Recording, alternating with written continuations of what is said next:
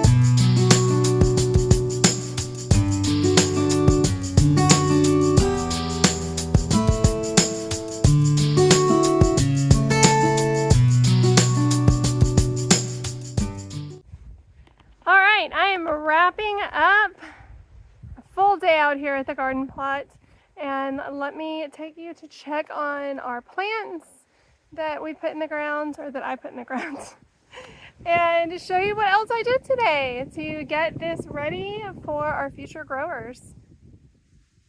Alright, so you may remember I spread out this mulch last week, and we planted all these kohlrabi plants. There's also a few broccoli down there. So here's our plants, looking pretty good.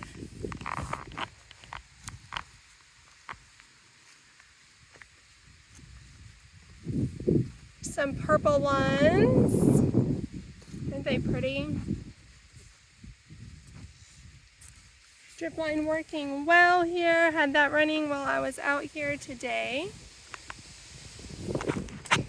So I went and got a full load of mulch, and it covered 4 of these 50-foot rows and just a little bit extra down there. Also worked on getting the drip line installed.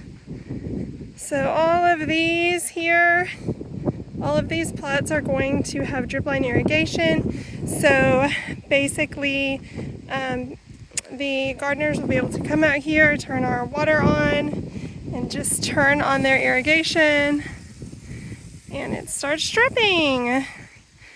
So let that run, and it waters the plants deep without getting the leaves wet, which a lot of plants like. So this is a really great way to grow. As you can see, the soil needs lots of help. That is why I'm getting all the wood chips that I am, and trying to get that out here. We're going to put some silage tarp over it to break down over the winter, so that hopefully these plots will be good to go in the spring. So I managed to install all of the little faucet connectors, I don't know what they're called, that we have. Ran out. We'll have to get some more. And then I just did drip line on this section here. So still lots of work to do. We'll be back out here tomorrow afternoon. This is what we got going. Looking good. Alright, so fun fact, I met the pastor of Lone Star Church last week when I was out here working, and I asked him, what is with all this super tall fence around, that's like surrounding us on 3 sides. Let me show you what I'm talking about. Got this super tall fence everywhere on 3 sides, and it goes quite a ways along the highway, but this really tall fence. I was so excited when he told me it's a wildlife refuge. They have all sorts of deer and antelope and buffalo, which I think buffalo are just like the coolest, most majestic thing. Anyway, I have not seen any buffalo yet, but I did see several deer this morning when I first got here. Sorry if this is bumpy. This ground is a little difficult to walk on. Anyway, so excited to potentially get to see some cool animals while I'm out here working. I've got to go count how many rows we have left that we need the little faucet things for, so that I can let Deanna know how many more of those we need.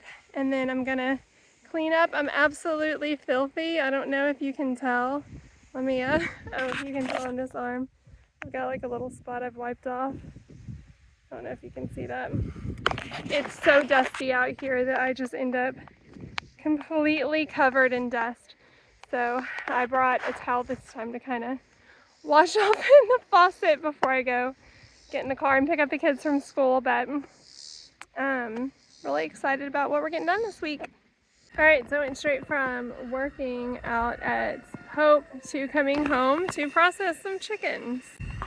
We have my Homestead Academy class tomorrow is going to be covering chickens from egg to table. So we've got to get some chickens ready to eviscerate. So we're getting all set up and then we'll get started with that.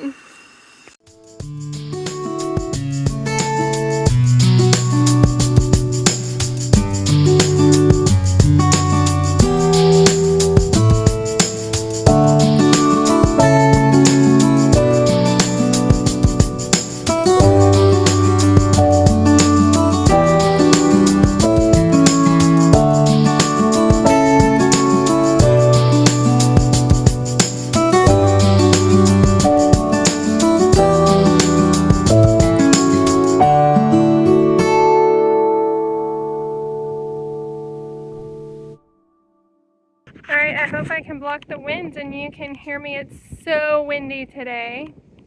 There's just dirt blowing everywhere. I'm going to be absolutely filthy.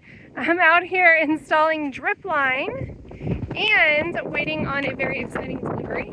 We are going to build, oh gosh, the dirt, do you see it?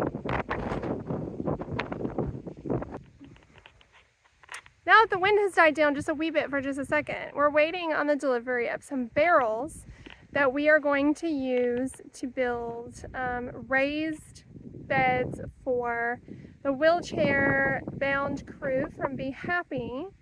So we're excited to be able to do that for them so that they can participate. And we found, sorry, the wind is so bad. We found a company that is donating all of the barrels that we need. So I'm really excited about that. My parents had one barrel and they donated that. So thank you, Walter and G Bells, for your donation. Okay, so I just finished up out here. I'm covered in dust and dirt and I want to try to show you how dusty I get out here. All right, so here's my leg. You see the difference? I don't know if it's showing up well on camera. Yeah, you can see that line right there of where I cleaned and where I did not. Anyway, so as I'm cleaning up to go, you know, get in my car and go get the kids, I was just thinking about how to plant a garden is to have hope in the future.